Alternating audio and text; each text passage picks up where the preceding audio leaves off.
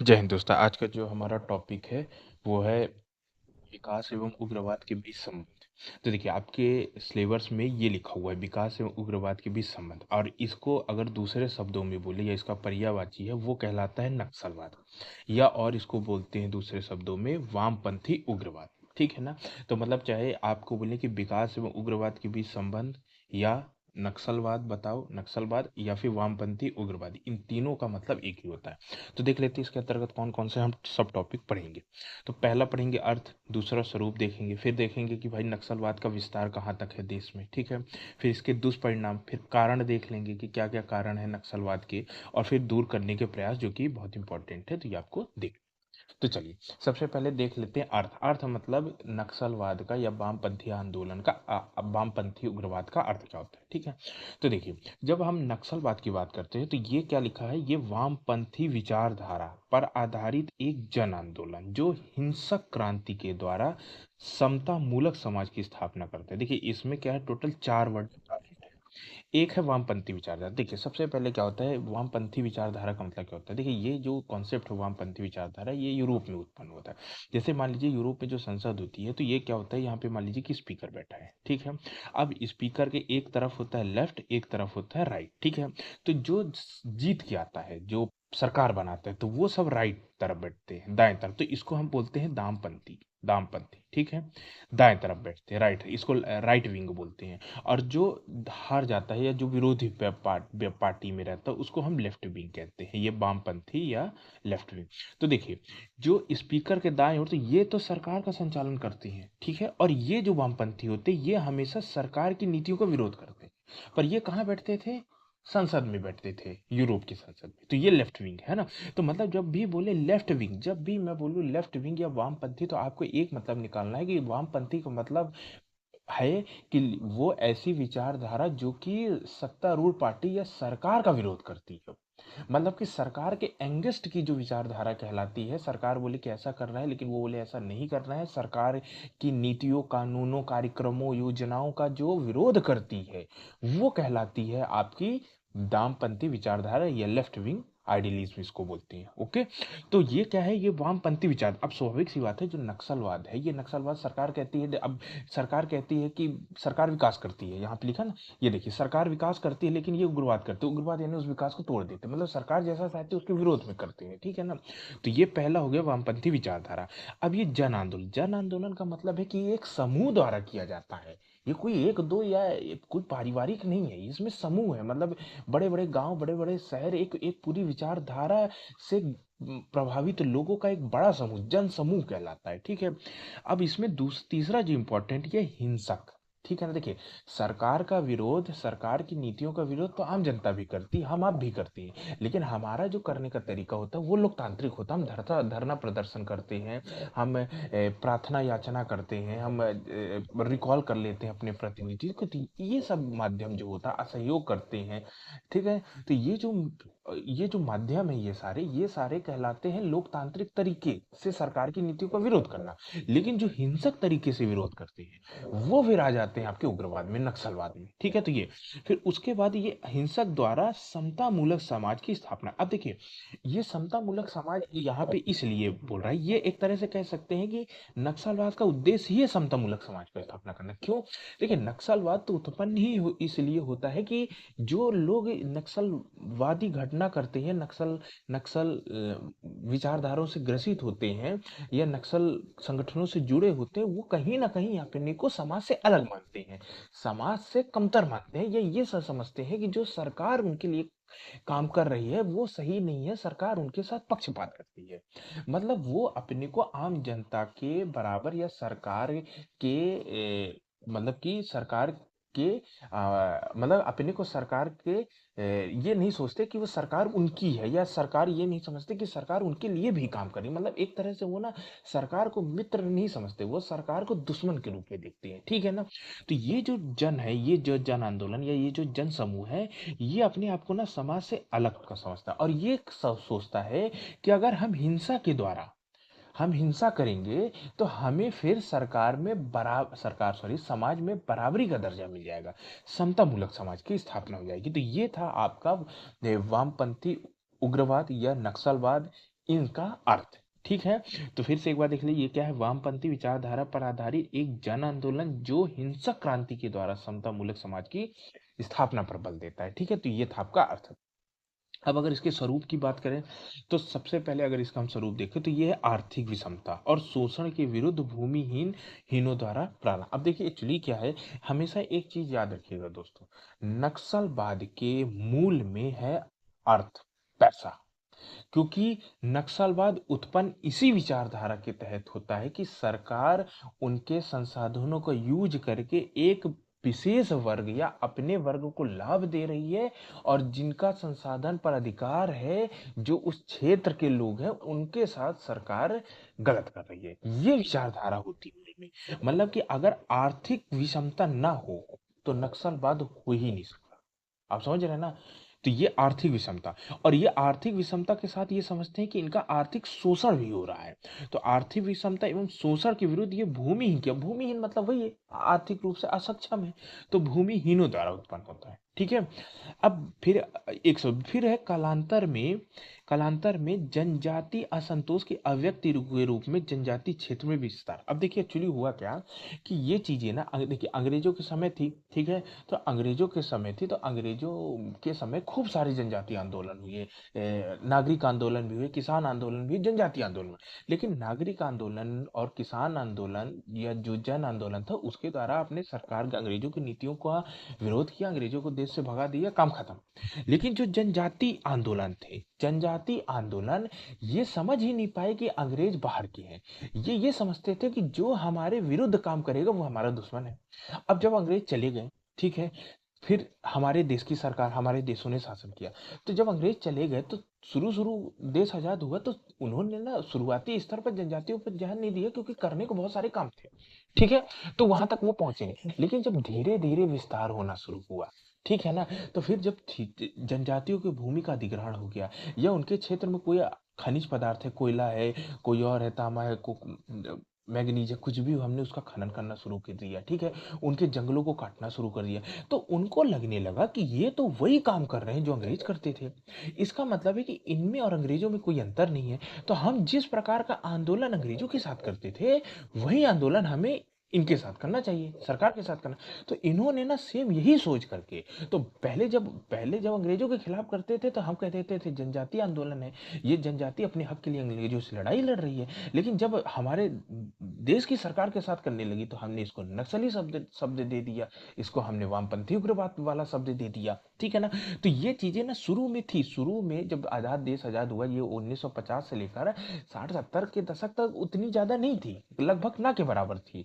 ठीक है, क्योंकि जनजाति जैसे अंग्रेज चले गए, तो उनका उन वाले क्षेत्रों में प्रभुत्व कम हो गया, जंगल पे उनको अधिकार मिल गया, देखने वाला कोई नहीं था, तो लेकिन जैसे ही वैश्वीकरण आया, वैश्वीकरण के बाद क्या हुआ, अर्थव्यवस्था खुलने लगी, विस्तार होने लगी। तो जब अर्थव्यवस्था विस्तार होने लगी, शहरीकरण बढ़ने लगा, तो फिर जो मतलब सरकार है, व्यापारी वर्ग है, जो कि पैसे वाला समाज है, वो फिर जनजातियों को देखा, जनजातियों के संसाधनों को देखा, उनके जंगल जमीन को देखा, तो इससे क्या हुआ कि उनको लगने लगा कि यही जो पुरानी घटना है फिर दोहराई जा रही है। तो उन्होंने ना फिर ये जो जनजाति है, आप अक्सर देखेंगे कि जो नक्सलवाद है या नक्सलों में जुड़े जो जन हैं, उनमें से सबसे ज्यादा जनसंख्या है वो जनजातियों की है। उसका कारण है क्योंकि जनजाति एक तो पढ़े लिखे नहीं है, दूसरा उनको देश के मतलब लोकतंत्र मालूम नहीं, वो सरकार को जानते नहीं है, ना उनको ज्यादातर वोट है, मुख्य धारा से अलग है। ठीक है ना, तो ज्यादातर जनजाति, और दूसरी चीज है कि जो लोगों ने इनको मतलब कि अपने, क्या इनको पढ़े लिखे नहीं, तो इनको भड़काना या जिसको कहते हैं अपने बाद में मिलाना आसान हो जाता है, या गरीब है तो थोड़ा बहुत पैसे दे करके अपना काम करवा लो। तो इन सब के माध्यम से इनको जनजातियों को नक्सल जो फैलाते थे, उग्रवादी लोग हैं जो भी सरकार की नीतियों से नाखुश रहते हैं, उन्होंने इनको अपने तरफ मिला लिया, और इनके सहारे और अपना जो नक्सलवाद का उद्देश्य है या जो हिंसा की क्रांति उसको फैलाना शुरू कर दिया। तो ये कहता है कि कालांतर में, बाद में ये चीज पहले नहीं थी, लेकिन जब वैश्वीकरण आया उसके बाद ये चीजें ज्यादा होने लगी। तो उन्होंने क्या किया, जो नक्सलवादी, जो नक्सली लोग हैं, उन्होंने जनजातीय क्षेत्रों में कब्जा करना शुरू कर दिया। अब कब्जा ये किस प्रकार करते थे, ये डायरेक्ट नहीं करते थे कि हम उनके विरोध है, ये क्या करते थे, अपना प्रभुत्व जमाते थे, उनको जनजातियों को अपने विश्वास में लेते थे। ठीक है ना, तो फिर जब जनजातियों के विश्वास में, जनजातियों को ये उन्होंने बताया कि नहीं, हम तुम्हारे दोस्त हैं, हम तुम्हारा अच्छा कर रहे हैं, नक्सली लोग बताते थे, और जो सरकार है वो तुम्हारे साथ गलत करती है, तुम्हारा खनिज संपदा जंगल काट दे रही है, तुम्हारे अधिकारों से वंचित कर दे। तो फिर ये वो नक्सली, अब ये देखिए ये नक्सली, आप मैं आपसे बताऊं, ये जो नक्सली हैं ये चलिए कुछ हद तक तो ठीक है कि कुछ जनजाति समूह है, कुछ है पिछड़ा वर्ग जिनको लगा कि संसार मतलब सरकार उनके साथ गलत कर रही है, ठीक है। लेकिन जो ये इस स्तर तक पहुंच गया कि बहुत सारा हिंसक जो क्रांति है बहुत बढ़ गई, इसमें बाह्य राज्य तत्वों का बहुत स्थान था। पाकिस्तान जैसे शक्ति, या जो और जो देश को तोड़ना चाहते हैं, कभी कभी तो विपक्षी राजनीतिक दल भी अप्रत्यक्ष रूप से जुड़ जाती है। तो ये जब और बड़े बड़े आतंकवादी समूह या दूसरे देश के सरकारें तक इनको करते हैं कि देश में अव्यवस्था रहेगी, अराजकता रहेगी, तो दूसरे देशों को लाभ होता है। तो ये सब है ना जनजातियों को और ज्यादा हिंसा के लिए प्रेरित करते रहे, आर्थिक संसाधन दे करके, सरकार के विरुद्ध कर करके। तो ये बताता है कि कालांतर में जनजातीय असंतोष, जो जनजातियों को जब आपने उनको भिड़काया, अपने में लिया, तो उन्होंने जो जनजातीय असंतोष था ना, वो फिर ये जनजाति ये आपके नक्सलवाद के रूप में अधिक रूप में फैल गए, समझ रहे हैं ना। और ये फिर अव्यक्त रूप में जनजातीय क्षेत्र में, तो जो पहले जैसे आपको मालूम है कि पहले क्या होता था कि जो जनजातियां थी बहुत सारी घूमंती जनजाति जंगल में घूमती रहती, ऐसा वो अपना अधिकार नहीं समझते थे, ठीक है ना। उनके मन में नहीं था कि ये जंगल, ये समझते थे हाँ जंगल उनका घर है, लेकिन ऐसा नहीं कि ये मतलब कि हिंसा कर देंगे, कुछ भी कर देंगे। लेकिन फिर इन्होंने जंगल में अपना पूरा विस्तार कर लिया, अपने को मतलब एक तरह से वहां पे स्थापित करने लगे। तो ये इनका स्वरूप है। उसके बाद है वैचारिक आधार पर हिंसा का आंदोलन। अब देखिए ये क्या है, वैचारिक आधार पर हिंसा है, मतलब कि ये सरकार से जा करके नहीं कहती कि भैया जैसे हमारे यहाँ होता है, कहीं कोई वर्ग मतलब कि पिछड़ा महसूस कर रहा है, या उसको लग रहा है कि नहीं सरकार की नीतियों का हमको लाभ नहीं मिल रहा है, वो सरकार के पास अर्जी पत्र देगा, धरना प्रदर्शन करेगा, सरकार के सामने मांग रखेगा, सरकार उनकी मांग को सुनेगी, जैसा भी होगा पूरी मांग भी कर देती है, ठीक है ना। लेकिन ये वैचारिक आंदोलन, ये इनके मन में है नहीं कि हम भी इस तरह करके अपने लिए सरकार से गुहार कर सकते हैं, नहीं। ये विचारों का आंदोलन है, ये वैचारिक आंदोलन जो कि हिंसा पर आधारित है, आप समझ रहे हैं ना। उसके बाद है गुरिल्ला युद्ध प्रणाली द्वारा संचालित। अब देखिए ये क्या है, ये जो नक्सलवाद है ना, ये अभी संगठित नहीं, अब धीरे धीरे संगठित हो गया था बाद में, ठीक है। हालांकि हमारी सरकार ने मार्च 2026 तक नक्सलवाद को उन्मूलन करने का लक्ष्य रखा हुआ है उन्होंने, ठीक है ना। लेकिन धीरे धीरे ये संगठित होने लगा, लेकिन शुरुआती स्तर पर ये संगठित नहीं था। ना तो इनके पास हथियार थे, क्योंकि आपको हिंसा करनी है तो आपको फिर सरकार से लड़ना है, तो आपको उस तरह का मतलब सोफिस्टिकेटेड वेपन चाहिए, हाई फाई वेपन, बहुत AK-47 जैसी गन चाहिए, बहुत सारे असला बारूद चाहिए। तो इनके पास ये थे नहीं थे, इनके पास परंपरागत हथियार थे, ठीक है ना। और साथ में इनके पास जन की भी कमी थी, क्योंकि अब ये एक सुदृढ़ प्रशासन से आपसे लड़ना है तो आप उसके लिए बहुत बड़ी सेना की जरूरत पड़ती है। इस तरह ऐसे समझिए कि जैसे अंग्रेजों को उखाड़ना था, तो आपके सुभाष चंद्र बोस ने आजाद हिंद फौज को पूरा बना लिया, आप समझ रहे हैं? अपने कमांड में ले लिया। तो इस तरह की घट इस तरह चाहिए आपसे। तो ये इनके पास नहीं है, तो ये क्या करते हैं, गुरिल्ला युद्ध प्रणाली यूज करते हैं। गुरिल्ला युद्ध प्रणाली का मतलब है कि पहले छुपे रहेंगे, जब जानेंगे कि कोई आए सरकार का, एक बार मारेंगे, पीटेंगे, हिंसा करेंगे, फिर जाके छुप जाएंगे। मतलब सरकार के सामने प्रत्यक्ष नहीं आती, क्योंकि मालूम है सरकार के सामने आएंगे, सरकार इनको दमन कर देगी, इनका आप समझ रहे हैं ना, जेल में डाल देगी। तो ये नहीं, ये छुपे छुपे छुप छुप करके वार करते हैं, फिर छुप जाते हैं, फिर छुप करके वार करते हैं, यही यही गुरिल्ला पद्धति कहलाती है। तो ये स्वरूप था। चलिए आगे देखते हैं। फिर अब भारत में नक्सलवाद का विस्तार। तो देखिए भारत में अगर आप नक्सलवाद की बात करेंगे तो एक आता है रेड कॉरिडोर, रेड कॉरिडोर के नाम से फेमस है, ठीक है। ये अगर हम भारत का चित्र बनाएं तो ये रेड कॉरिडोर ये शुरू होता है आपके पश्चिम बंगाल। वैसे आपसे मैं बता रहा हूँ, जो नक्सलवाद शब्द है ना, ये नक्सलवाद उत्पन्न हुआ है नक्सलवाड़ी गांव से। नक्सलवाड़ी गांव एक है जो कि पश्चिम बंगाल में गांव हुआ करता था, मतलब नक्सलवाड़ी गांव पश्चिम बंगाल में था। वहां से फिर ये नक्सलवाड़ी गांव नक्सलवाद बन गया। तो ये ना पश्चिम बंगाल, उसके बाद ये यहाँ पे झारखंड, फिर ये लगा छत्तीसगढ़, फिर ये उड़ीसा, उसके बाद ये आंध्र प्रदेश, और ये केरल तक चला जाता है। केरल में साम्यवादी विचारधारा थोड़ा सा साउथ में हावी हो जाती है, ठीक है ना। तो ये जो पूरा आपका कहलाता है, ये पूरा जो बेल्ट कहलाता है, ये कहलाता है रेड कॉरिडोर। रेड कॉरिडोर का मतलब है कि ऐसा क्षेत्र जो कि नक्सलवाद प्रभावित क्षेत्र हो, ये पूरा रेड कॉरिडोर है। तो ये आपका रेड कॉरिडोर। अब इसमें क्या है, ये 14 राज्यों के 165 जिलों में क्रियाशील है। 2021 तक 421 जिले बचे, मतलब कि पहले बहुत सारा था, लेकिन फिर धीरे धीरे कम होते रहे। लेकिन 165 है यहाँ सक्रिय रूप से है, ये बच गए हैं, मतलब अभी बचे हुए हैं, मतलब इसमें बहुत कम है टोटल, लेकिन ये 165 में सक्रिय रूप से। अब अगर नक्सलवादियों की संख्या की बात करें तो 50,000 नियमित है, मतलब परमानेंट की फौज है इनकी, जो कि हथियार बंदूक लेकर तैयार रहते हैं हिंसा के लिए, और 20,000 अतिरिक्त हैं जब जरूरत पड़ती है, तो ऐसा सरकारी डेटा है। ठीक है, तो ये था विस्तार।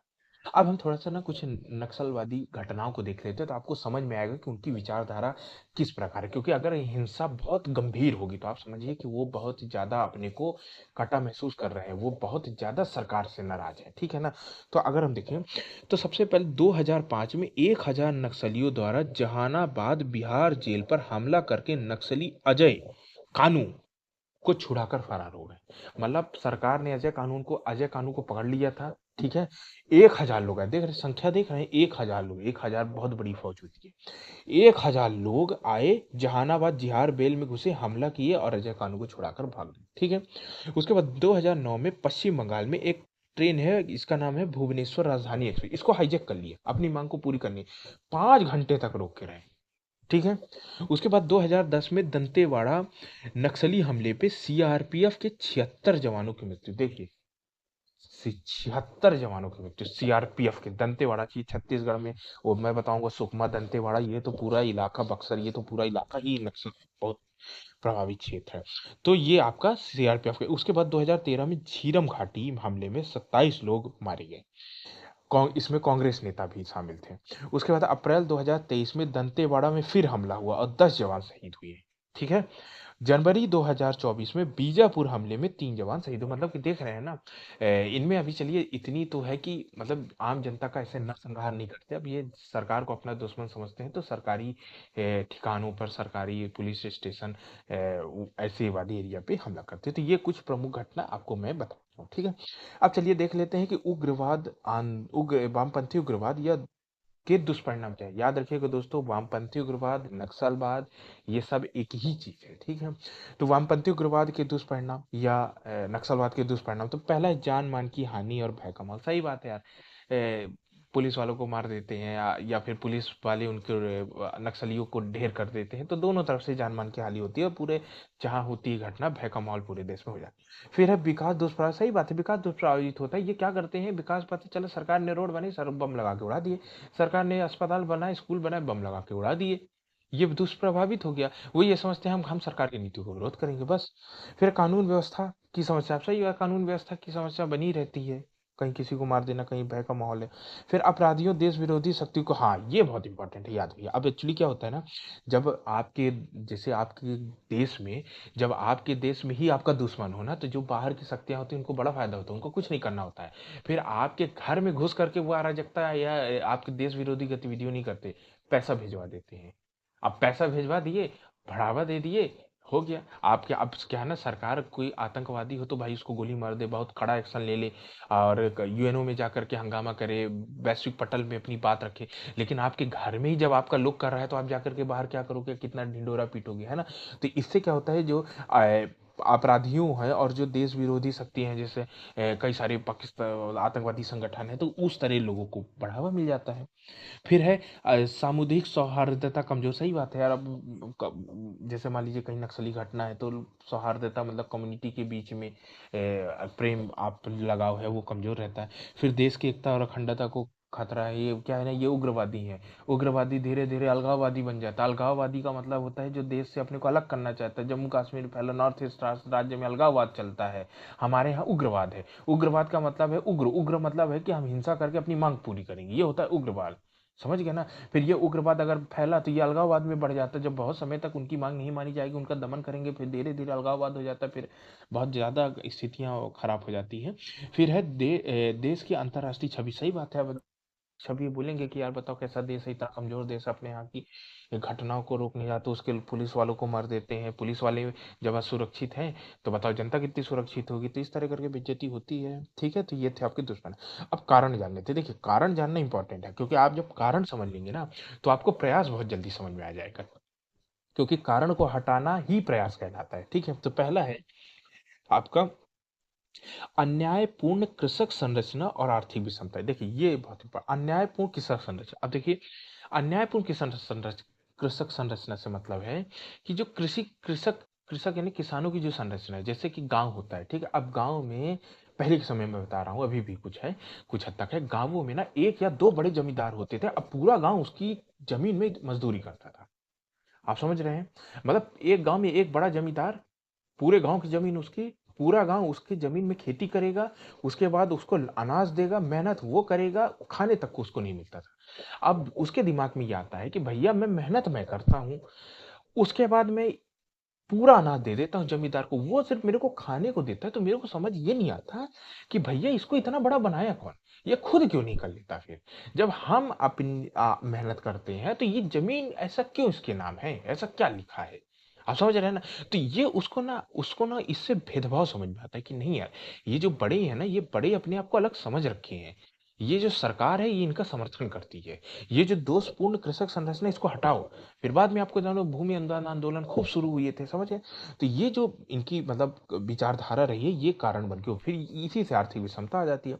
फिर भूमि सुधार कार्यक्रम की असफलता। अब देखिए, भूमि सुधार कार्यक्रम की असफलता का मतलब है कि सरकार ने भूमि सुधार कार्यक्रम चलाया। जैसे आपको मालूम है कि शुरू देश आजाद हुआ था तो चकबंदी और हदबंदी करके कार्यक्रम। चकबंदी का मतलब होता है कि एक व्यक्ति अधिकतम मतलब एक व्यक्ति मतलब कि चकबंदी का मतलब होता है कि जैसे क्या होता था कि एक बड़ी भूमि होती है, जैसे मान लीजिए कि एक पिता हो गया, पिता के 4 लड़के, पिता के पास 10 एकड़ जमीन है, 4 में बंटती थी, छोटी-छोटी हो जाती है। अब छोटी-छोटी टुकड़ों खेती करने में बहुत ज़्यादा श्रम बल लगता है और उत्पादकता कम होती है। तो चकबंदी के तहत क्या करते थे, छोटी-छोटी भूमियों को मिला करके एक बड़ा भूखंड बना लेते थे जिससे उत्पादकता बढ़ जाए। तो ये चकबंदी कहलाई, ठीक है? हदबंदी में क्या होता था कि हदबंदी में ना हमने ना एक सीमा निर्धारित कर दी थी कि एक व्यक्ति अधिकतम इतनी भूमि ग्रहण कर सकता है, ठीक है? तो चकबंदी और हदबंदी जब हमने कार्यक्रम चलाए, तो भैया चकबंदी तो चलो ठीक है, कुछ हद तक सही भी रहा। लेकिन हदबंदी कार्यक्रम में क्या हुआ, मान लीजिए एक गाँव में जमींदार था जिसके पास 100 एकड़ जमीन थी, ठीक है? सरकार ने नियम लगाया एग्जाम्पल के तौर पे कि भैया एक व्यक्ति अधिकतम 20 एकड़ जमीन रखेगा। अब वो क्या करता था कि उसके पास 100 एकड़ जमीन है, उसको 20 एकड़ रखना है, तो वो क्या करता था, बाकी 80 एकड़ जमीन अपने घर के नाम कर देता था, अपने बेटे के नाम, पत्नी के नाम और बच्चों के नाम कर देता था। तो इससे क्या हुआ, अंततः तो जमीन का कंट्रोल उसी के पास रहा ना। तो इससे क्या हुआ कि आपका कृषि भूमि सुधार आंदोलन सफल हो गया। भाई जिसको मजदूरों को जो काम कर रहे हैं, गरीब किसान है, उनको तो जमीन मिली नहीं तो सफल कहाँ रह गया। तो ये हो गया कारण। उसके बाद है सामंती मनोवृत्ति एवं जातिगत शोषण। अब सामंती मनोवृत्ति का मतलब होता है कि सामंतवादी, जैसे गांव देखो ना, जमींदार साहब निकलते हैं, ठाकुर साहब जय हो, ठाकुर साहब जय हो, मतलब ठाट बाट रहता है ठाकुर साहब का। अब ठाकुर साहब को ठाकुर किसने बनाया ये तब पता नहीं उनको। उसके बाद है जातिगत शोषण है। अब आप देखेंगे कि गाँवों वगैरह में जातिगत शोषण बहुत जाता है। मतलब आप समझिए कि कोई छोटी जात का व्यक्ति बड़ी जात के यहाँ जा नहीं सकता। अगर जाएगा भी तो जमीन में बैठेगा, कुर्सी खाली रहेगी तो भी जमीन में बैठेगा। उसको न अच्छे से पूछे, कोई ट्रीटमेंट उसके साथ अच्छा नहीं किया जाएगा। जातिगत शोषण, ठीक है, ये बताता है था इनको कि नहीं भाई हम उनसे अलग हैं, हम उनसे निम्नतर हैं। ये समझ गया, और मेहनत हम ही कर रहे हैं। उसके बाद है जातियों में गरीबी, ऋणग्रस्तता और भूमि हस्तांतरण। अब आपको मालूम है जनजाति है, जनजाति कोई पढ़े लिखे नहीं है कोई, तो उनके गरीबी तो बनी रहेगी, जंगल पे आश्रित है, ऋणग्रस्तता, साहूकार इनका ऋण ले लेते हैं तो फिर उनका शोषण करते हैं। भूमि हस्तांतरण, सरकार ने भूमि हस्तांतरण अधिनियम लाया था तो उनके जबरदस्ती इनका भूमि हस्तांतरण कर दिया। फिर भूमि हस्तांतरण अधिनियम हमने 2013 लाया, तो हमने जो पुरानी अधिनियम था उसमें सुधार किए, ठीक है? तो ये थे आपके भूमि के। उसके बाद है विभिन्न विकास योजना हेतु भूमि अधिग्रहण द्वारा जनजातियों का विस्थापन। सही है, बांध बनाना है, मल्टीप्लेक्स बनाना है, नहरें बनानी है, कुछ भी करनी है, आपने उनकी भूमि अधिग्रहण कर लिया, उनके भूमि अधिग्रहण करके बना दी, उनको आप ऐसे भेज दिए कि बहुत दूसरी जगह चले जाओ।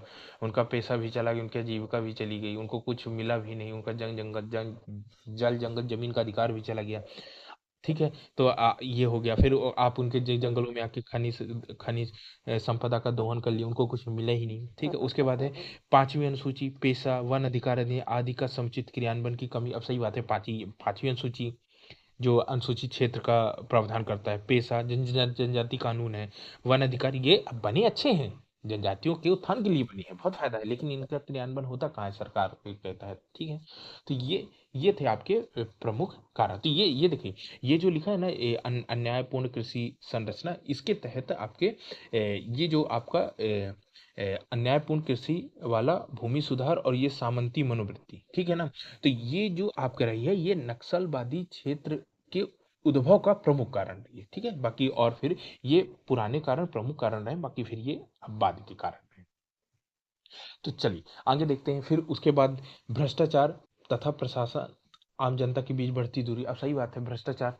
अब कोई कोई सरकारी, अब सारा काम तो सरकार से है। आधार कार्ड बनवाना है, कोई भी काम करवाना है, कलेक्टर जाओ, सरकारी काम कार्यालय जाना पड़ेगा। अब भैया जिसके पास पैसा है वो जल्दी करवा ले, जिसके पास पैसा नहीं बैठा रहे और याचना विनती करता रहे। प्रशासन पर आम जनता से अलग समझने, जनता मदद कर रही है ना वो सरकार मदद कर रही है। तो ये उपभोक्तावादी संस्कृति का विकास, महत्वाकांक्षा में वृद्धि, तुलनात्मक का। अब उपभोक्तावादी संस्कृति विकास, भाई एक एक के पास चार चार घर है, और गाड़ियां हैं, खूब पैसा है, मतलब खूब दिखावा कर रहे हैं, ठीक है। महत्वाकांक्षाएं बढ़ रही हैं, जमीनें खरीद ले रही है वो। अब वो उनको लगता है कि भाई ये लोग ऐसा क्या कर लिए कि भाई इनके पास इतना सब कुछ है, हम क्यों गरीब हैं। इसका मतलब इनको सरकार फायदा दे रही है। तो ये जो विचार है ना, यही ये तुलनात्मक अभाव कि भाई हमारे पास, आखिर इनके पास इतना ज्यादा क्यों है। ठाकुरों के पास ही क्यों 100 एकड़ जमीन है, हम गरीबों के पास 100 एकड़ जमीन क्यों नहीं है, बताओ मेरे को। ये जो बोध है ना, ये जो समझ है ना, यही इनको फिर आगे प्रेरित करती है नक्सलवाद की। फिर विदेशी शक्तियों की भूमिका, आपको मालूम है पाकिस्तान चाइना जैसे देश रहेंगे तो अब क्या बोलूं मैं। फिर राजनीतिक दल एवं शहरी नक्सली की नकारात्मक अब देखिए दो चीजें हैं। फिर राजनीतिक दल, कभी कभी ना, मतलब देश का ये दुर्भाग्य होता है कि कभी कभी जो राजनीतिक दल होते हैं, जो विपक्ष के राजनीतिक दल होते हैं, वो सत्तारूढ़ पार्टी को बेइज्जत करने के लिए या उसमें अस्थिरता, पार्टी तोड़ने के लिए ये नक्सलियों का सहारा लेते हैं। ये बड़ी दुर्भाग्य वाली स्थिति होती है। ये चाहते हैं कि अराजकता फैले ताकि हमको राजनीतिक लाभ मिले। आप समझ रहे हैं ये। दूसरा है शहरी नक्सली। देखिए शहरी नक्सली ना एक नया शब्द आया था। नक्सली तो हम समझते हैं कि नक्सली वो हो गए जो सरकार के विरोध में हो गए, ये वो तीन तेरह। लेकिन शहरी नक्सली वो होते हैं कि जो पढ़े लिखे व्यक्ति हैं, जब वो किसी धारणा से ग्रसित होकर के और नक्सलियों को हेल्प देने लगते हैं, उनकी मदद करने लगते हैं। उसके अब पढ़े लिखे लोग किसी भी कारण, चाहे तो मान लीजिए कि बाह्य शक्तियों का प्रभाव हो गया, पाकिस्तान से पैसा मिल रहा है तो करने लग गए, या कोई और विचारधारा से, साम्यवादी और किसी विचारधारा से ग्रसित है, ये सरकार की नीतियों से खपा है, देश में अराजकता लादना चाहते हैं, कोई भी कारण हो सकता है। जब पढ़े लिखे लोग, शहर के पढ़े लिखे लोग जब नक्सलियों की मदद करने लगे, तो फिर ये शहरी नक्सली कहलाता है। का मतलब है कि अब जो नक्सली विचारधारा है वो शहरों तक फैल गई है। तो दोस्तों ये थे प्रमुख कारण वामपंथी उग्रवाद के। चलिए अब आगे देखते हैं। आगे है वामपंथी उग्रवादी के उन्मूलन हेतु किए गए प्रयास। तो देखिए इस चैप्टर में सबसे ज्यादा इंपॉर्टेंट है प्रयास। अब देखिए मैंने आपको ना इतना आपका बेस बना दिया, पूरा बेस मजबूत कर दिया। अगर आप यहाँ तक वीडियो देख लें तो आपको पूरी कहानी, मतलब पूरी सीन आपके दिमाग में बैठ गई होगी कि नक्सली होते क्या है, कारण क्या है। अब बस नीतिगत प्रयास आपको एक बार में समझ में आएगा, क्योंकि सबसे ज्यादा इंपॉर्टेंट है। तो कौन कौन से प्रयास किए गए। पहला है नीतिगत प्रयास, कौन कौन सी नीतियां बनी। फिर संविधान और विधान, कौन कौन से कानून बने, योजनाएं कौन कौन सी बनी, ठीक है ना। देखिए ये चीजें जो होती है ना, ये चीजें आप किसी किसी एक कमजोर वर्ग को उठाने के लिए ये नीति आप प्रयास करते हैं, और सफल भी रहती है, क्योंकि वो कमजोर है, निम्न है, गरीब है। लेकिन जब विचारधारा सरकार के विरोध हो जाए ना, तब इतने प्रयास से काम नहीं चलेगा। आप समझ रहे हैं ना। विचारधारा को बदलने के लिए ना उनसे आपको रूबरू होना पड़ता है, उनसे मिलना पड़ता है, उनको बातें सुननी पड़ती है और अपनी बातें उनको रखना पड़ता है। मतलब एक म्यूचुअल अंडरस्टैंडिंग तब तक नहीं बनेगी, तब तक ये आपका वामपंथी उग्रवाद नक्सलवाद नहीं टूटेगा। तो इतने कार्यक्रमों से आपका काम बनने वाला नहीं है। आपको एक्स्ट्रा देगा, एक्स्ट्रा देगा विश्वास बहाली। याद रखिएगा, है ना। आपको बताना पड़ेगा दोस्तों कि आप नक्सलवादी क्षेत्रों में जाइए, उनको बताइए कि नहीं, जो सरकार सड़क बना रही है, जो स्कूल कॉलेज बन रहे हैं, अस्पताल बन रहे हैं, वो सरकार इलाज के लिए नहीं भैया, वो तुम लोगों के इलाज के लिए है। वो तुम्हारे लिए बना रही है, आप उसको बम लगा के मत उड़ाओ। ये उनको जाके बताओ। उनको जाके ये बताओ कि भैया जो कोयला आपके यहाँ से निकलता है, जो खनिज पदार्थ निकलते हैं, वो सरकार अपने जेब में नहीं रखती है। वो जाता है बड़ी बड़ी फैक्ट्रियों में। फैक्ट्रियों के बाद कोयला से बिजली बनती है, और खनिज उत्पादन से कई सारे उत्पाद बनते हैं, फिर वो आके वापस आप ही को मिल जाता है। ये जाके समझाना पड़ेगा। जब देंगे तब फिर ये नक्सलवाद वाला रास्ता उनको छोड़ देंगे। समझ रहे हैं ना। तो ये चीज है। तो विश्वास बहाली करो, जन सहभागिता में वृद्धि करो, इसके प्रयास करो। उसके बाद है सुरक्षा बल। अब क्या होता है ना भाई, अपने अपने लोगों को तो संभाल लिए, चलो ठीक है, जो लोग जनजाति वर्ग है आपने उनको संभाल लिया, अपना विस्तार बना लिया, ठीक है ना। लेकिन उनको अगर कहीं बाहर से मदद मिल रही है, पाकिस्तान कर रहा है, कोई और आतंकी संगठन कर रहा है, तो क्या करना पड़ेगा, उनको भी तो रोकना पड़ेगा कि वो यहाँ तक ना पहुंचे, वो जनजातियों से ना मिले। उसके लिए अपना सुरक्षा तंत्र मजबूत करो ना भाई, सुरक्षा बलों को लगो। उसके बाद असूचना एजेंसी, असूचना एजेंसी, असूचना का मतलब होता है इंटेलिजेंस। अपनी भाई इंटेलिजेंस, आईबी, इंटेलिजेंस ब्यूरो, अपनी इंटेलिजेंस इतनी हार्ड होनी चाहिए कि अगर मान लीजिए कि कोई मतलब देश की इंटेलिजेंस इतनी हार्ड होनी चाहिए कि अगर कोई दो व्यक्ति बंद कमरे के अंदर राष्ट्र विरोधी गतिविधियों के बारे में बात कर रहा है तो सरकार को पता चल जाए, इतनी ज्यादा इंटेलिजेंट हार्ड होनी चाहिए। और ऐसी ही इंटेलिजेंट अमेरिका और यूरोप जैसे देशों में, हमारे यहाँ इंटेलिजेंट अभी उतना हार्ड नहीं है। बाहर के लिए रॉ है, रॉ भी बहुत ज्यादातर फेल हो जाती है, आईबी है, आईबी का तो पता नहीं चलता है। तो ये सुरक्षा बलों और असूचना एजेंसियां हैं, जितनी भी आपकी इंटेलिजेंट फोर्सेस हैं, चाहे आईबी हो, रॉ हो, इंटेलिजेंस ब्यूरो हो, जो भी हो, उनको सुदृढ़ करो, मजबूत करो। उसके बाद है ऑपरेशन चलाओ, गिरफ्तारी करो। अब गिरफ्तारी क्या होता है ना, ऑपरेशन इसलिए चलाना पड़ेगा, हम कभी कई कई बार पॉजिटिव ऑपरेशन चलाते हैं, खाना बांटते हैं, जागरूकता फैलाते, इसके अभियान चलाते हैं। कभी कभी जो बहुत ज़्यादा नक्सली विचारधारा है पुराने, या फिर उग्रवाद से प्रभावित है, या फिर विदेशी राज्यों शक्तियों से फंडिंग पा रहे हैं उससे प्रभावित है, तो उनके लिए फिर गिरफ्तारी वाला ऑपरेशन चलता है। तो दोनों तरह के ऑपरेशन, तो इनके तहत हम पढ़ेंगे प्रयास को, ठीक है। तो चलिए शुरू करें। पहला है देखिए नीतिगत प्रयास। तो देखिए सबसे पहले क्या हुआ कि नीतिगत आपको कुछ भी करना तो आपसे सबसे पहले वही मंत्रालय का गठन करोगे, कुछ केंद्रीय स्तर पर कुछ होगा। तो देखिए नक्सलवाद की या इंटरनल सिक्योरिटी का सारा मामला गृह मंत्रालय के तहत आता है, ठीक है। ये आप लिख के रख लीजिए कि जो भी इंटरनल सिक्योरिटी में हम पढ़ेंगे ये सब का दायित्व किस मंत्रालय के अंतर्गत है, गृह मंत्रालय। रक्षा मंत्रालय से इसका कोई लेना देना नहीं है। रक्षा मंत्रालय देश की सुरक्षा के लिए होता है, देश आक्रमण हो जाए इसके लिए, देश के अंदर रक्षा मंत्रालय का कोई काम नहीं, समझ गए। तो ये जो गृह मंत्रालय है, ये देख, हम आंतरिक सुरक्षा पढ़ रहे हैं मेरे भाई। आंतरिक सुरक्षा का मतलब होता है कि देश के अंदर देश के लोगों या बाहरी लोगों द्वारा देश में आ करके देश विरोधी गतिविधियों को करना, ये आंतरिक सुरक्षा का मुद्दा कहलाता है। इससे हमको आंतरिक सुरक्षा करना मतलब अंदर की सुरक्षा। बाह्य सुरक्षा के लिए सेना है, वो नहीं घुसेंगे, लेकिन अंदर के लोग जो बाहर बाह्य विचारधाराओं से प्रभावित हो जाते हैं या कोई आर्थिक फायदा है उसके लिए। तो ये जो आपका गृह मंत्रालय के तहत ही एक नक्सली प्रबंधन विभाग का गठन 2006 में कर दिया गया था। ओके, चलिए हम आगे देखते हैं।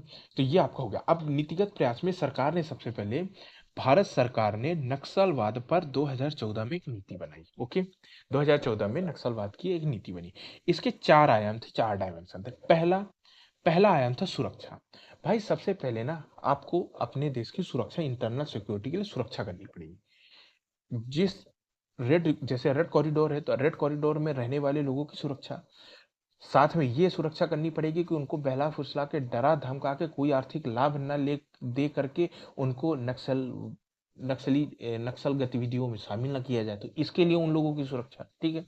दूसरा है विकास। विकास आपको करना पड़ेगा। देखो दोस्तों सीधी सी बात है, जब आप विकास करोगे, जब उनको लगेगा कि नहीं यार, हमारे यहाँ से संसाधन निकलता है लेकिन आकर हमारे यहाँ ही रोड बनती है, सड़कें बनती हैं, स्कूलें बनती हैं, अस्पताल बनते हैं, बड़े बड़े मल्टीप्लेक्स बनते हैं, सरकार की योजना, तो उनको फिर लगेगा कि नहीं यार विकास हो रहा है ना, सरकार दे तो रही है ना, तो घर बनते हैं, उनकी आवास योजना मिलती थी। उसके बाद है तीसरा है स्थानीय समुदायों की हकदारी। हकदारी यानी उनको ये फील होना चाहिए कि अगर कोई समुदाय किसी क्षेत्र में रह रहा है ना, जैसे जनजाति समुदाय अगर जंगल में रह रहा है ना, तो उनको ये फील होना चाहिए कि नहीं यार ये जंगल उसकी संपत्ति है। जब तक ये उसको फील नहीं होगा ना, तो वो अपने को ना बाहर बाहर महसूस करेगा। या अगर कोई उसको वहां से निकालने की कोशिश करेगा तो वो उसको दुश्मन की तरह नजरों से देखेगा और उसको रिएक्ट करेगा। आप समझ रहे हैं। तो ये जो हकदारी है, इसके लिए हमने वन प्रबंधन अधिनियम 2006 बनाया है, ठीक है। उसके बाद है चौथा है जन अवधारणा का प्रबंधन। जन अवधारणा का प्रबंधन मतलब है कि देखो क्या होता है ना, ये मैंने आपको बोला नक्सलवाद क्या है, ये एक जन आंदोलन है। जन आंदोलन क्या होता है, धीरे धीरे कोई विचारधारा धीरे धीरे फैलती है, ठीक है ना? जब कोई एक जैसे मान लीजिए कि गांधी, जैसे गांधी है, गांधी की विचार पहले गांधी का पर्सनल विचार था। जब गांधी का विचार लोगों में फैलने लगा तो वो विचारधारा हो गई। इसको हम लोग गांधीयन विचारधारा, गांधीयन आइडियोलॉजी बोल दिए, समझ गए? तो उसी तरह जब कोई जन जन का कोई लोगों का कोई विचार जब फिर बहुत बड़े से बड़े क्षेत्र में फैलने लगता है, तो उसका प्रबंधन, अगर वो गलत विचार है तो आप बताओ कि नहीं यार आप गलत जा रहे हो, ऐसा नहीं है। अगर सही विचार है तो उसको प्रोत्साहित करो, तो इसका प्रबंधन करना, ठीक है। उसके बाद है मई 2017 में गृह मंत्री राजनाथ सिंह ने नक्सली समुदाय की समस्या से निपटने के लिए एक समाधान करके एक नया फॉर्मूला दिया, ठीक है। कब? 2017 में गृह मंत्री राजनाथ सिंह थे। आज आज तो गृह मंत्री अमित शाह, ठीक है। तो देखिए नीतिगत प्रयास में, अभी मैं इसको बता, नीतिगत प्रयास में सरकार ने 2014 नक्सलवाद पर 2014 की नीति बनाई। 4 उसके आयाम थे, 4 बता दिया। और उसके बाद मैं बता रहा हूँ कि 2017 में राजनाथ सिंह ने एक समाधान का फॉर्मूला दिया। अब समाधान में हम क्या देखते हैं, देखिए समाधान में ये हो गया आपका समाधान का फॉर्मूला, ठीक है।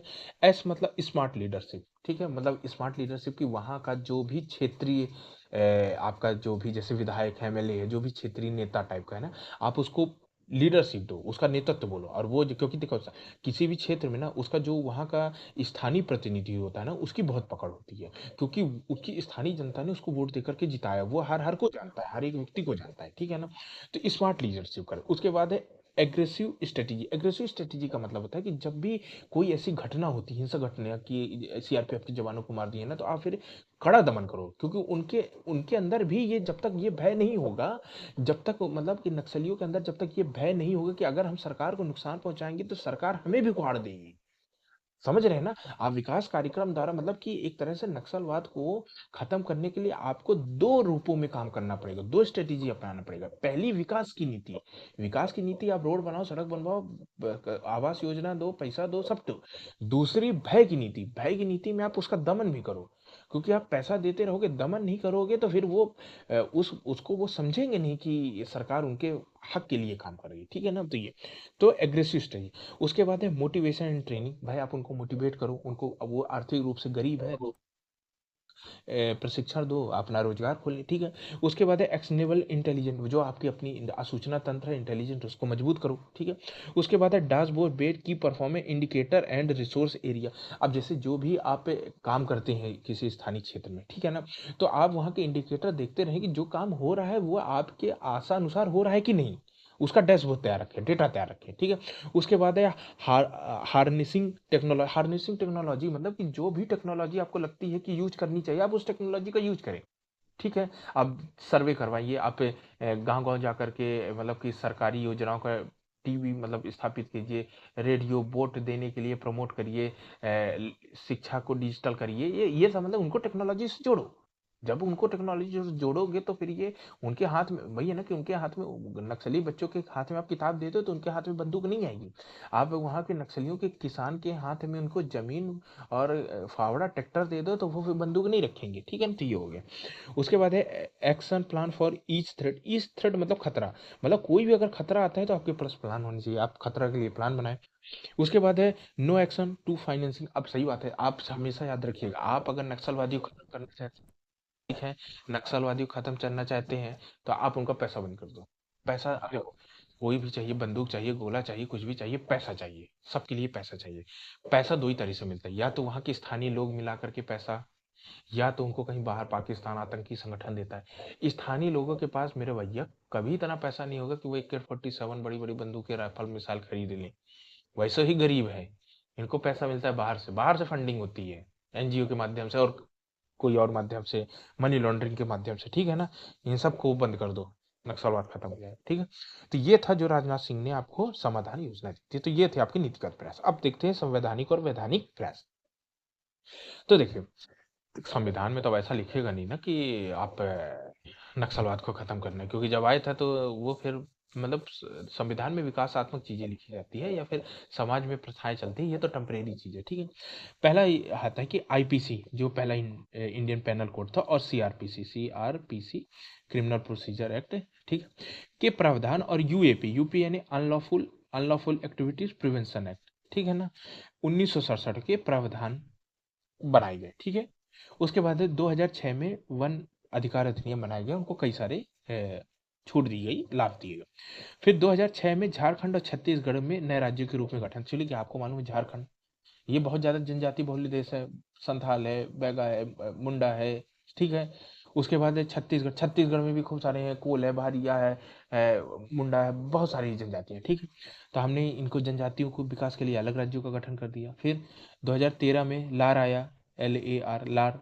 लार भूमि अधिग्रहण पुनर्वास पुनर्स्थापन, land acquisition, rehabilitation and resettlement act 2013। इसमें हमने उनकी जो मनमाने ढंग से भूमि अधिग्रहण की व्यवस्था थी उस पर कंट्रोल के लगाम लगाया, मुआवजे की व्यवस्था बनाई। ये हालांकि मैं आपको इंडियन सोसाइटी में बहुत डिटेल पढ़ाया हूँ, ठीक है। तो ये थे आपके दोस्तों संवैधानिक वैधानिक प्रयास। अब देख लेते हैं योजनागत प्रयास, ठीक है। योजनागत प्रयास में सीधी सी बात है, कई सारे, अब देखो ये देखिए मैं आपसे बताऊँ, ये क्या है ना, जो नक्सली समस्या है, ये नक्सली समस्या है तो राष्ट्रव्यापी, पूरे देश की समस्या है। लेकिन अगर आपको इसके लिए इसको खत्म करना है ना, तो आपको ना, अब जैसे जैसे मान लो कि छत्तीसगढ़ के किसी जगह, जैसे सुकमा है, दंतेवाड़ा डिस्ट्रिक्ट है, यहाँ फैला है, झारखंड में फैला है, पश्चिम बंगाल में फैला है, आंध्र प्रदेश में फैला, केरल में फैला, यहाँ के स्थानीय लोग ना अपने राज्य की नीतियों से नाराज हैं। तो आपको ना जिस बातों से, अब ऐसा तो है नहीं कि पूरे 14 राज्य में फैला है तो 14 राज्य में एक ही विचारधारा, एक ही नीति चलती है, ऐसा तो नहीं है ना। हर राज्य के, हर स्थानीय लोगों के अपनी अलग अलग मांगे, अलग अलग मुद्दे हैं। तो आप ना वहां की स्थानीय मांगों को देख करके स्थानीय लोगों के लिए आप योजना बनाओ, राज्य द्वारा बनाया जाए। ये केंद्र द्वारा अगर योजना बनाओगे तो कुछ लाभ नहीं मिलेगा, समझ रहे हैं ना। तो जो जो मैंने आपको बताया ना, दो अप्रोच में काम करना, एक विकासात्मक, एक एक आपका मतलब कि दमन वाला स्थिति, भयात्मक, ठीक है ना, कंट्रोल करने के लिए। तो विकासात्मक तो ठीक है, राज्य भी करे केंद्र भी करे, कोई दिक्कत नहीं है। लेकिन जो भय वाली स्थिति है ना, वो भय वाली स्थिति को राज्य को करना पड़ेगा। और वो जब आपके स्थानीय लोगों के पास जाएगी, उनकी समस्याएं सुनेगी, उनके लिए लाभ उत्पन्न कराएगी, जो भी उनकी मांग है, तो ये स्थानीय, तो यहाँ पे इतने सारे दोस्तों इसलिए लिखे हुए हैं कि मैं आपको इसीलिए पहले बता दे रहा हूँ कि ये क्या है ना, ये ना अपने अपने राज्यों के लिए है, राज्यों द्वारा चलाए गए हैं अपने अपने क्षेत्र में, ठीक है। जैसे पहला है कि सामाजिक न्याय से युक्त विभिन्न विकास योजना का क्रियान्वयन, तो ये तो आपको मालूम है, ठीक है।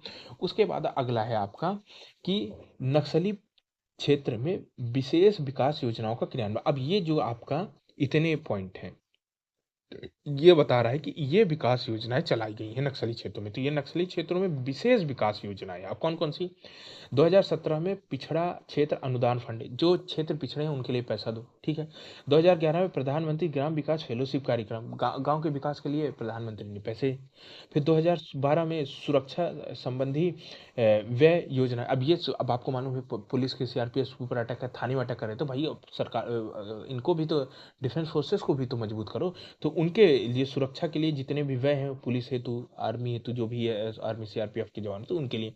फिर है रोशनी योजना। रोशनी योजना चलाई गई थी आपकी, जो भी जहाँ भी ये नक्सलवाद है, तो नक्सलवाद की जो युवाओं हैं उनको कौशल प्रशिक्षण दे करके आप उसको रोजगार दे दो।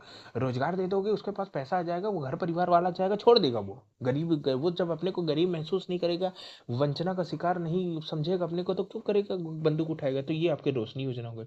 उसके बाद 2015 में नक्सली प्रभावित क्षेत्रों में लिवलीहुड कॉलेज। लिवलीहुड कॉलेज का मतलब होता है कि आप ऐसे कॉलेज बनाइए, क्योंकि होता क्या, मैं आपसे बताऊं, होता क्या है ना, जैसे मान लिया कि कोई नक्सली वाला क्षेत्र है, ठीक है ना। अब नक्सली वाले क्षेत्रों में जो मतलब नक्सली जो लोग होते हैं, इनका इतना प्रभुत्व होता है कि लोग इनसे इतना डरते हैं ना, कि जो ये कहते हैं वही करते हैं।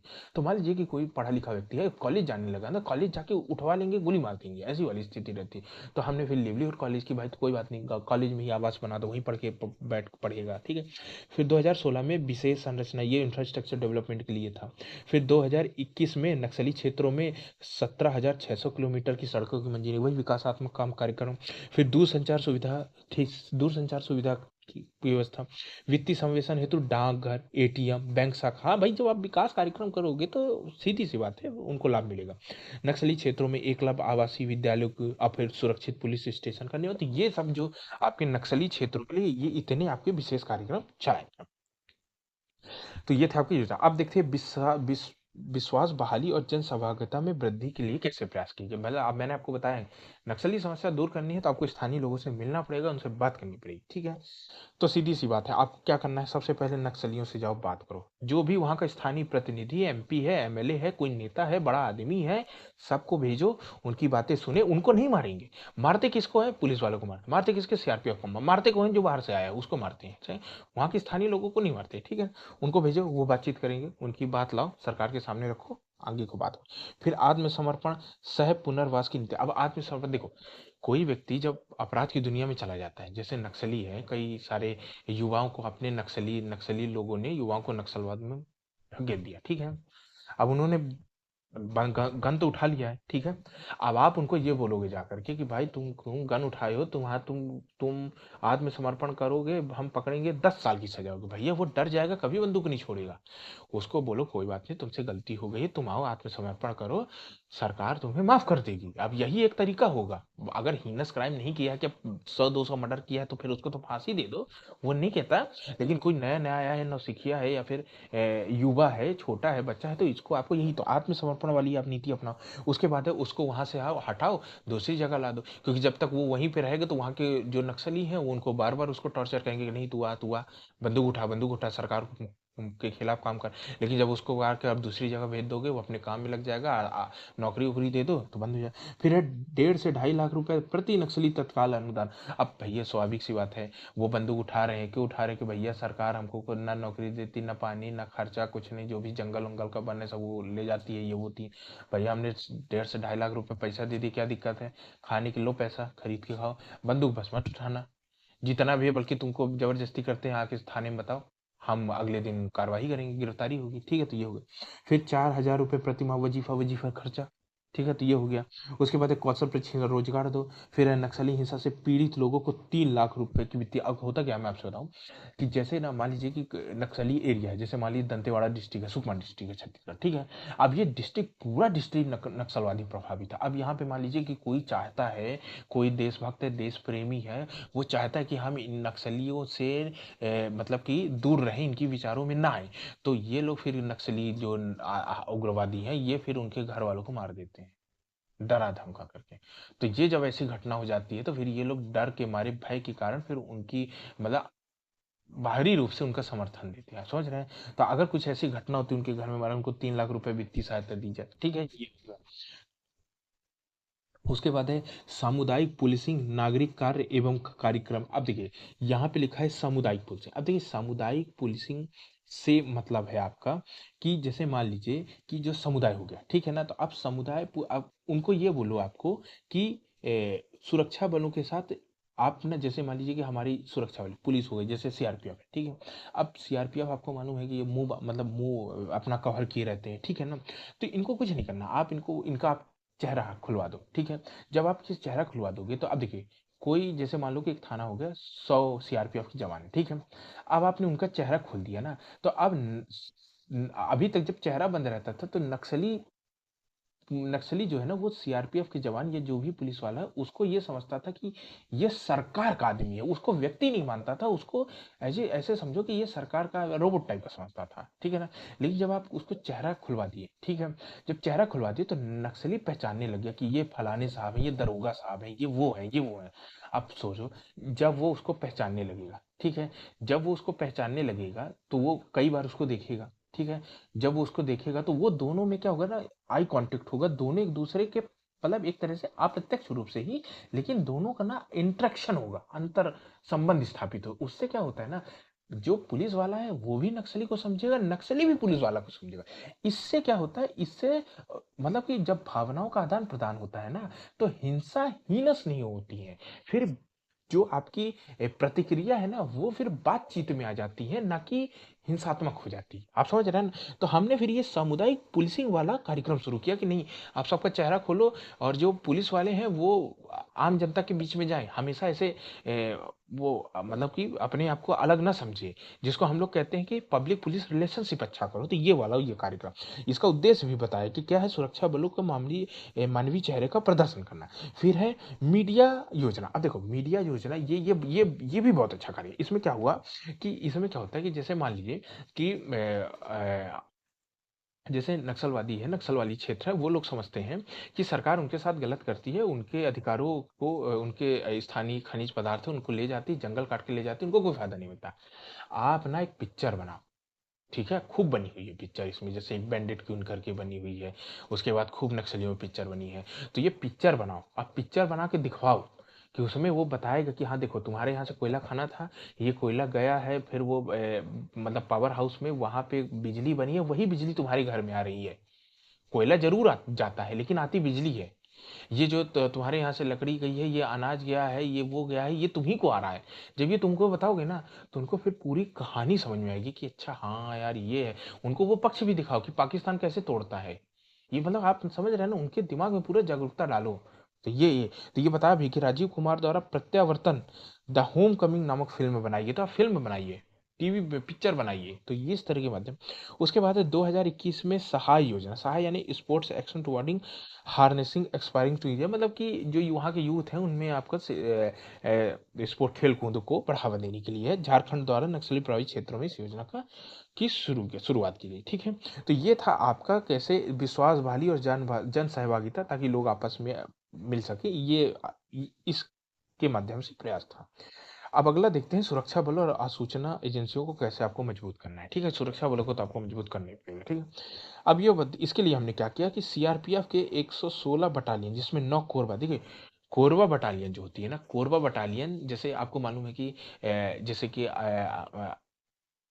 आर्मी हो गई, आर्मी आर्मी हो गई, इसमें कमांडो होते हैं, जैसे एयरफोर्स हो गई, एयरफोर्स में गरुण कमांडो। ये कमांडो या गरुण कमांडो होते हैं, ये ना स्पेशल ट्रेंड किए जाते हैं, ये इन्हें एक विशेष कार्यक्रम के लिए स्पेशल ट्रेनिंग दी जाती है। और इनके पास जो हथियार हथियार होते हैं बहुत ही सोफिस्टिकेटेड, हाईली इंटेंसिफाइड वेपन होते हैं, बहुत ज़्यादा, ठीक है ना। तो हमने क्या किया, जैसे सीआरपीएफ, अब सीआरपीएफ के पास वो पुराने जमाने की AK-47 है, अच्छे से लोड भी नहीं होती, ऐसे बंदूक दे करके तो उनको खड़ा किया वहाँ पे।